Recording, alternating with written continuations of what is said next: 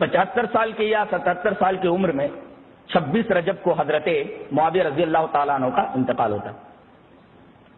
اس کے بعد پورے ممالک اسلامیہ میں ایک ثانوی استصواب رائے کیا جاتا ہے، دوسری مرتبہ استصواب رائے کیا جاتا ہے کہ ایک تو حضرت معاویہ رضی اللہ تعالیٰ عنہ کے زمانے میں لوگ حضرت یزید کی خلافت پر متفق تھے، کیا امیر معاویہ کے دباؤ میں لوگ ایسا کر چکے ہیں؟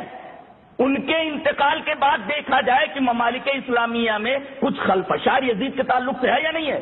آپ کو سن کر حیرت ہوگی کہ ممالک اسلامیہ کے بچے نے حضرت یزید کے حق میں ووٹ ڈالا۔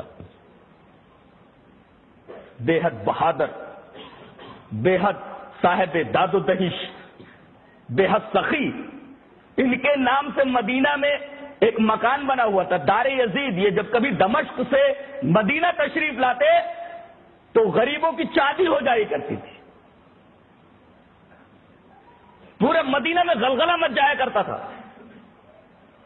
تو ایک طرف انتہائی سخی ہے اور دوسری طرف شکار کے شاندار شوقین، اور اگر میرا حافظہ غلطی نہیں کر رہا ہے تو یہ پہلا شخص ہے جس نے چیتے کو شکار کرنے کے لیے سب سے پہلے ٹرین کیا ہے۔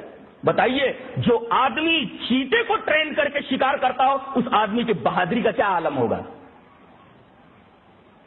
دنیا کا یہ واحد شخص ہے جس نے سب سے پہلے چیتے کو شکار کے لیے ٹرین کیا ہے، جس سے حضرت یزید رحمت اللہ علیہ کی بہادری کا اندازہ ہوتا ہے۔